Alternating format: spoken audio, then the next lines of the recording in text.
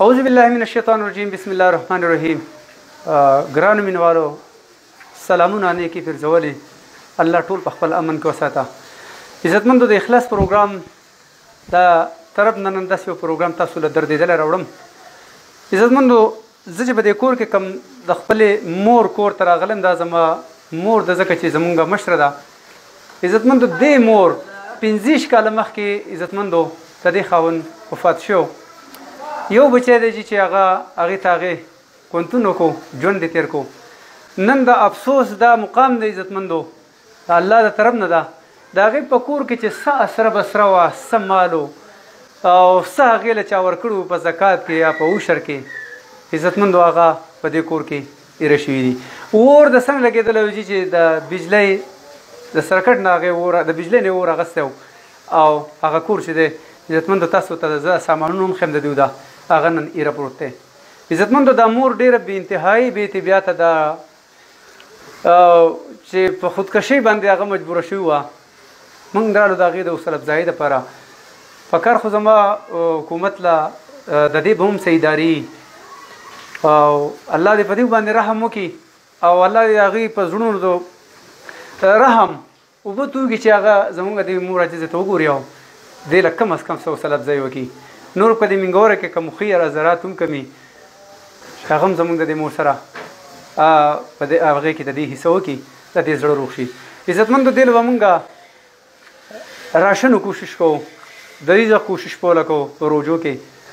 نن هغې ته داسې مقام راغی زما د خپلې مور راځمه زما مسلمانانو نړیوالو ورونو ته هغه څه وایي. وعلیکم سلام. مورو څومره سامان سوی دی او ولې ډېره پریشانه یې تاسو؟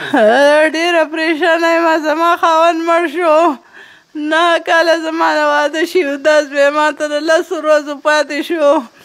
در هغه وخت نه رواله در دې وخته د واده د وخت سامانونه ما به ترې څه شی نه خوځه او دا ډول غونډ پراته وو.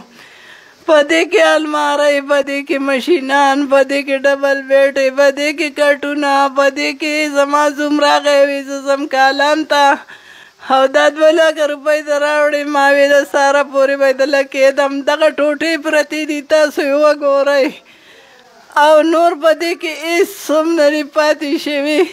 ته زما د مسلمانانو ورونو نه څه غوښتنه کوې څه وایې هغوی ته؟ زما سره چې دوی څه امداد کولی شي صرف د خدای د رضا دپاره ته زما بچی یې او ما د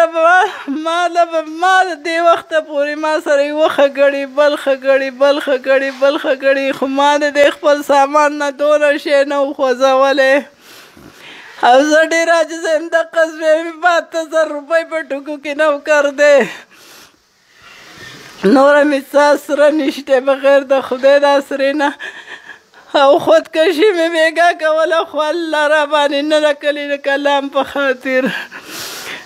عزتمندو تاسو د دې مور فریاد هم اورېدو د کور د فوټیج د سامانونه او د 15 کالو دغه بچي هغه کوم دغه چې و هغه څه چې هغې جمع کړو هغه هم تاسو ولیدل هغه ټول ایرې پراته دي.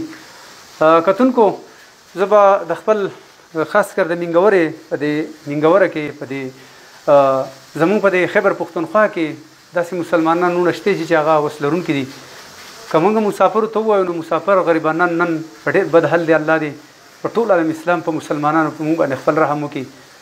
عزتمندو بعضې نه به داسې واقعې راشي چې ابۍ پکې خبر وکړه چې ما بېګا زر خوړل د دې غمه. عزتمندو دوی چې خپل بچي ته کوم کونتون کړی نو دا په هغې ارمان باندې اور لګولو. الله پاک به موږ ټولو باندې رحم وکړي. عزتمندو زما دا مور چې دا به په خپل عشر زکات کې وس لرونکي وروڼه یاد لرئ انشاءالله. که تاسو ته دا ځای نه معلوم دا ګلبهار کالوني ده نوې کلی عزتمندو نو موږ به هم چې دې مور لی راوړو نو انشاءالله چې ده الله په هغې ګوی او موږ به د الله تر مخه دې له ورکوو. عزتمندو دا خپل پروګرام نن غواړم پوره د اخلاص ټیمه خپل ورور له اجازت راکوئ. د الله په امان.